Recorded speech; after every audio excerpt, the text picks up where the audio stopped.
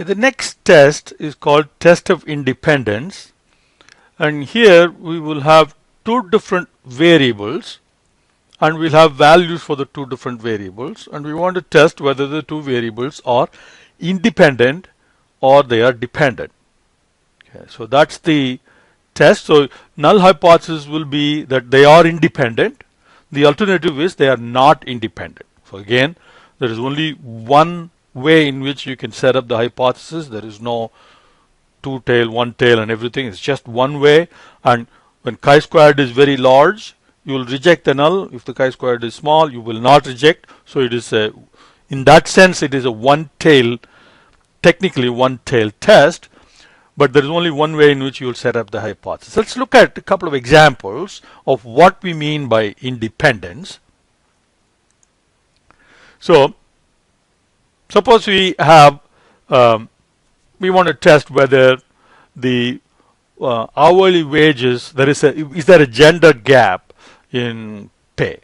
Okay, so one variable here is gender, male, female, and the other is wage rate. So now you gather a sample of wage rates for men and wage rates for women, and then so you'll have values for the two variables, and then you see whether there is a dependence. Okay, if there is a dependence, then gender is a factor in determining what the wage a person is going to earn.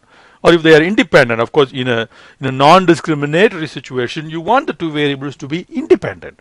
But if they are dependent, then there is a problem. But we want to test that. And another example is smoking dependent upon age. Do teenagers smoke more than older people? So you have age of the respondent and whether the person smokes or not. So two variables, and you want to see whether those two variables are independent. So you can group the individuals in different age categories and then whether they smoke or not smoke.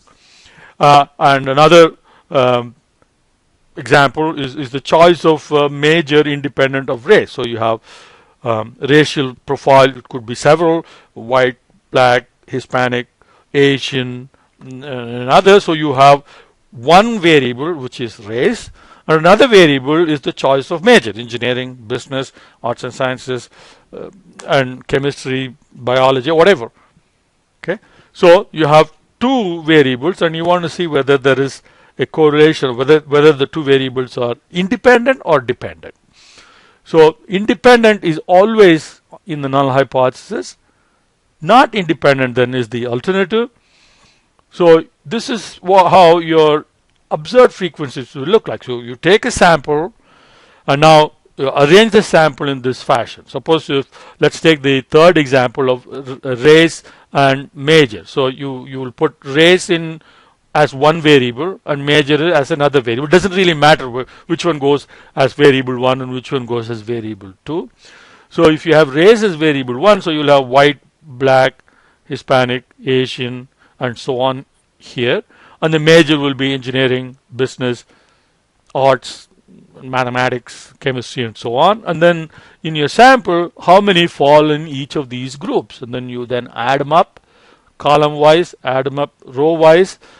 Once you have the column sums and the row sums, then the formulas look very similar to the previous example that we looked at. So you compute the expected frequencies. So you take the row total multiplied by column total divided by the sample size, the grand total. Those will be your expected frequencies, and you compute. So here is how the expected frequencies will be computed. And of course, for small sample, large sample case, you want all the expected frequencies to be at least 5. So if they are less than 5, if too many of them are less than 5, then the chi-squared will not be very reliable. So you want all of them to be, or at least 90% of them to be greater than or equal to 5. Otherwise, you have to take more samples. So the expected frequency will all be greater than or equal to 5. And then you compute your chi-squared calculated using exactly the same formula like we did in the previous problem. And here the degrees of freedom is not just k minus 1, because we have many possible values for the row variable and many possible values for the column variable. So the degrees of freedom is given by n minus 1 times m minus 1, n being the number of rows, m being the number of columns. And then you use the chi-square table value exactly like in the previous case. And if the chi-square calculated value is greater than table value, we reject.